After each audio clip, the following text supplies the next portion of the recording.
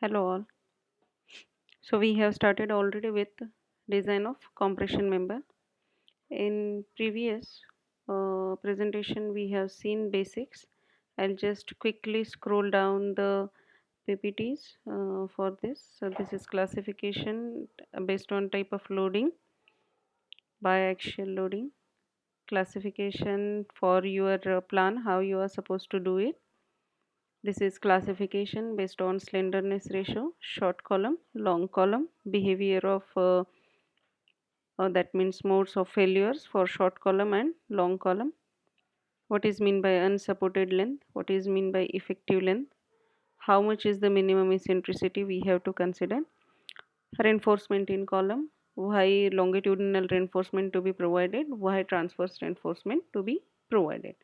So up to this we have seen in previous presentation. Now we are going to start with exactly limit state of collapse compression.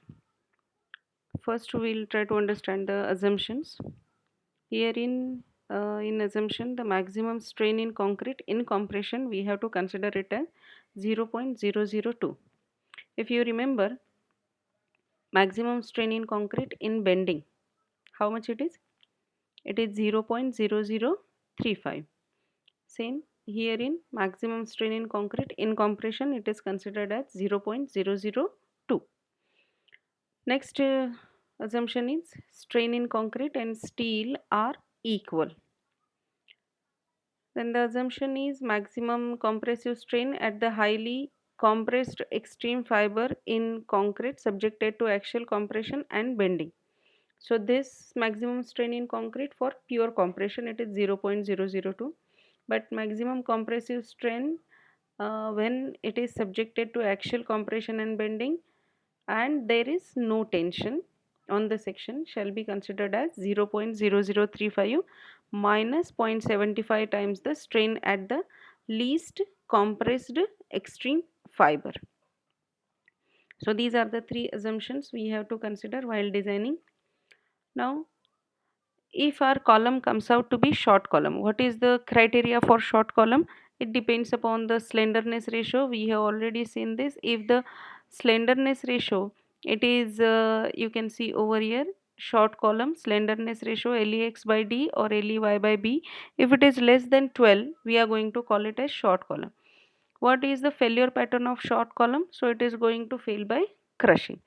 So in that case when the LE by lateral dimension it is less than 12, load carrying capacity of column is calculated as given in clause 39.3 page number 71.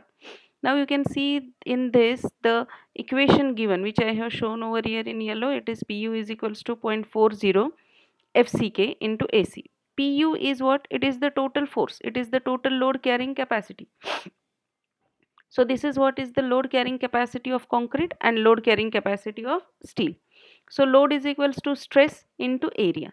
How much is the stress in concrete? So it is 0.40 FCK. How much is the stress in steel? It is 0.67 FY. AC is the area of concrete and ASC is the area of compression steel. Fine. But initially when we are supposed to design this column, we have to find out, our aim is to find out this area of steel. So unless we are knowing this area of steel, we cannot find out how much is the area of concrete which is remaining of the total or gross area. So this equation which is given in the clause, it is then defined in terms of gross area. So what is done over here, you can see gross area of concrete is considered. So 0.40 FCK gross area of concrete, 0.40 FCK is the stress in concrete minus. Now we are going to take out the area of concrete equal to area of steel, because that much amount of steel, that much area of steel we are supposed to insert afterwards. So we are going to remove that much area of concrete. Now though I have written over here ASC, what it is? It is actually area of concrete equal to area of steel, and that is why the force in concrete to be removed is equals to stress in concrete into area of concrete, which is equal to area of steel. So this is 0.40 FCK. This much area is taken out, so this much force is taken out, and how much is added over there? This much amount of steel is added over there. So stress in steel is 0.67 Fy into ASC. So Pu is equals to, then we are getting 0.40 FCK Ag plus 0.67 Fy minus 0.40 FCK into ASC. So here onwards, for calculation of load carrying capacity of short column, we are going to use this equation rather than this equation which is given in the class. It is actually one and the same equation, but this equation is converted in terms of gross area and area of steel. So all these are the parameters which I have just now mentioned over here. Now this is what which we have discussed, it is for the lateral ties. Now we have seen, based on the reinforcement, two types of column, one is lateral ties and another is helical reinforcement. So if our column is provided with helical reinforcement, how do we are going to calculate its load carrying capacity? So basically, the strength of compression member with helical reinforcement satisfying the requirement as below shall be taken as. So this is how 5% we have to increase 1.05 times the strength of similar member with lateral ties. When we are going to solve this kind of numerical, that time we will understand it more. Then the ratio of the volume of helical reinforcement to the volume of core shall not be less than this. So this is the criteria we have to check for the calculation of area of steel. 0.36 into Ag by Ac minus 1 FCK by Fy. This is given in code, this is given in clause 39.4, page number 71, where this Ag is the gross area and Ac is the core of the helically reinforced column measured to the outside diameter of the helix. Now let us come to the numerical. So first we will consider a numerical. It is a simple numerical. We have to design a rectangular column. It is subjected to factored axial load of 2500 kilonewton. Since it is mentioned as factored axial load, so we don't have to multiply it by factor of safety again. The column has an effective length of 3 meter in both the directions. Use M20 grade of concrete and Fe415 grade of steel. So for this, the slenderness ratio, let us calculate. Effective length is given as 3 meter. So it is 3000 by 600 in one direction, that is along depth. LEX by 600, it is 5. Along Y, 3000 by 450, it is 6.67. Now the slenderness ratio in both the direction is less than 12. Thus the column is short column. So this is what we have satisfied with our first criteria, that we identified the column is short column. Next is, now we have to check it for minimum eccentricity. This is what we have discussed, minimum eccentricity criteria.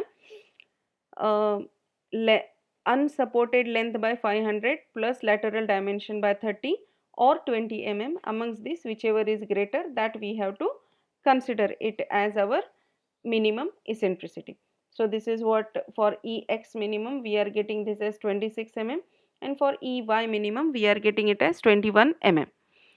However, we have to check this minimum eccentricity as per 25.4, and it says that this eccentricity does not exceed 0.05 times the lateral dimension. So let us check this. 0.05 lateral dimension D, this comes out to be 30 mm. Does not exceed means this calculated value, it should be less than this 0.05 D, and we are getting this 30 mm greater than 26 mm. Same we are going to consider for the other dimension. This comes out to be 21 mm. So for this 0.05 B, this comes out to be 22.5. Again, what is required? It does not exceed, this value does not exceed 0.05 times lateral dimension, or this value should be less than this 0.05 times B, which is 22.5 mm. So this is also satisfies that, we have to design it like a actually loaded short column only. We don't have to consider it as eccentrically loaded column. If it happens that the eccentricity, it is more than this what we have calculated 0.05 d and 0.05 b, in that case we have to design this column like a beam column, means a column subjected to axial loading plus movement because of that eccentricity. Now it is purely axially loaded column, and since it is a axially loaded column, now we are going to find out longitudinal reinforcement using the equation for pu, design strength of column. You can see this is one, as per clause 39.3, pu is equals to 0.40 fck plus 0.67 fy which further we have simplified it in terms of ag and asc. So using 39.3 clause, we will be getting area of steel, pu factored axial compressive force already given to us. So same is the case when we are calculating reactions of the beam, those reactions acting as a compressive force on column. So we are having our compressive force acting on column in our project case, fine, and our aim is to find out area of steel. Grade of concrete is given, so fck we are knowing, grade of steel is given, so fy we are knowing, dimensions, rectangular dimensions of column are given, or we are going to assume, so ag is known to us, so asc will be getting this as 1259 mm square. So percentage of steel required is 0.446%. Now we have to check this for minimum steel to be provided in compression member, and it is 0.8%, 0.8% of BD, which is as per clause 26.5.3.1, and this value, it is less than, how much it is coming, 0.8% of BD, it is 2160, but the calculated value, it is less than minimum value, so we are going to provide this minimum value, and for which then we are going to provide 8 numbers 20 diameter. You can see sometimes we have written this diameter as 5 and sometimes we are going to written this as hash. What is the meaning of this? When I am going to write 25, it means it is mild steel bar, and when I am writing this as 20 hash, it means it is a HYSD, high yield strength deformed bar. Now once we have identified with our longitudinal bars, you can see we have identified 8 numbers of 20 diameter bar. Now we have to calculate lateral ties, and for this lateral ties we have to refer to the clause 26.5.3.2 C, page number 49. So what is diameter we have to consider? It is higher of 5 by 4, that is the diameter of longitudinal reinforcing bar by 4, which is 5 or 6 So amongst these two, whichever is higher, that we have to consider. So diameter of lateral ties, we are going to consider it as 6 Then spacing, spacing means center to center distance between two ties. It should be lesser of least lateral dimension. We are having 450 by 600 diameter, sorry, least lateral dimension 450 by 600 so amongst these two, minimum is 450 so one thing we are going to consider it as 450 then other criteria is 16 times 5, which is 320 and other criteria is 300 so amongst these three values, whichever is lesser, that we are going to consider. Hence the summary is we have to provide 6 diameter, so it is written 5, it means it is mild steel, 6 diameter at 300 center to center. So this is what is lateral ties, and this is how it is looking.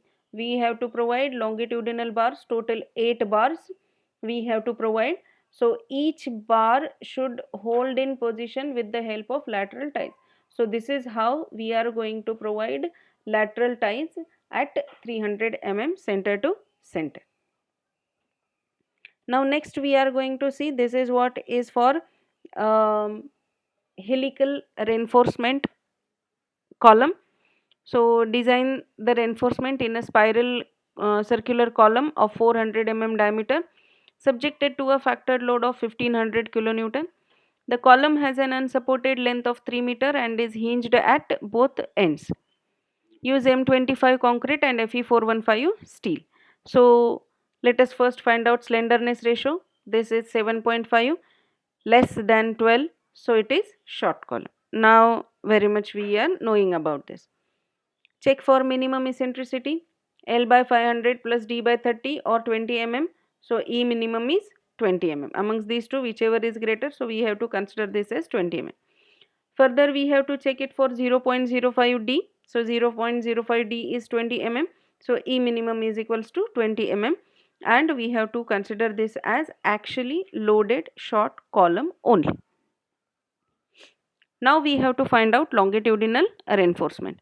Longitudinal reinforcement for when we have to calculate it for helical reinforcement and the column is short column, in that case we have to consider the same equation, same formula, only with 5% increase. So we have to increase this by 1.05, multiply this by 1.05, and accordingly we will be getting area of steel at 642 mm square. Percentage of steel required, it is 0.51, which is less than 0.8%. So we are going to provide area of steel as equal to minimum value, that is 0.8% of pi r square. Thus we are going to provide 6 numbers 16 mm diameter bars.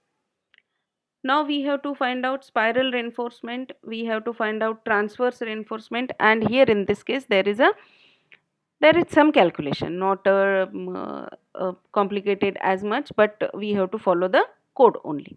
So let us assume clear cover as 40 mm. When clear cover is 40 mm and the external diameter of column is 400 mm, from both the side when we are going to have, you can see over here, this is 16 mm diameter bar, and from both side we are going to have 40 mm over here clear cover. So the remaining core diameter over here is this 40 plus this 40, so total 400 minus 80, so this remains over here 320 mm. So core diameter is 320 mm.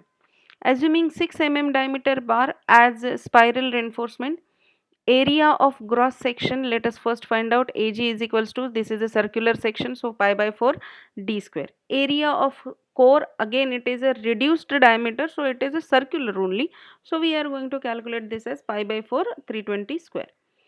Let S be the pitch of the spiral reinforcement, and to calculate this, what code is saying, that we have to consider it as volume of helical reinforcement to volume of core, it should be equal to 0.36 of Ag by Ac minus 1 into Fck by Fy. So using this we are going to calculate this spacing or pitch of spiral reinforcement. So this is what we are getting over here. Pitch limitation uh,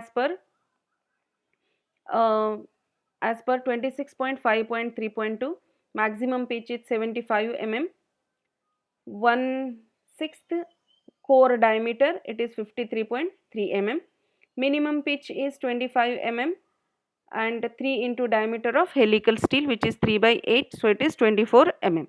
So the pitch which we will be getting it as 50.62 mm, and this is greater than 53.33 mm. So we are going to provide 8 mm diameter spiral ties at 50 mm center to center, and this is what is our spiral ties, cross section and a longitudinal section.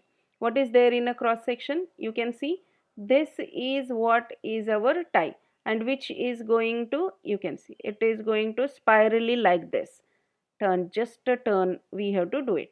So this is 6 mm, oh no, it is 8 mm actually, 8 mm diameter spiral ties, and center to center distance is 50 mm we are going to provide, and this longitudinal reinforcement is 6 numbers 16 mm diameter.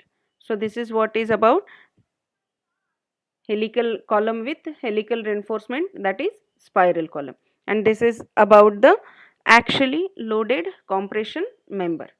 So it is quite simple.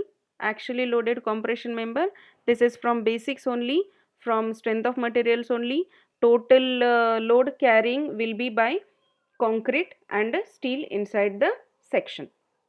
So this is how we have calculated for actually loaded column. Now in next session we are going to see design of column when it is subjected to movement and axial compression. Till then, bye.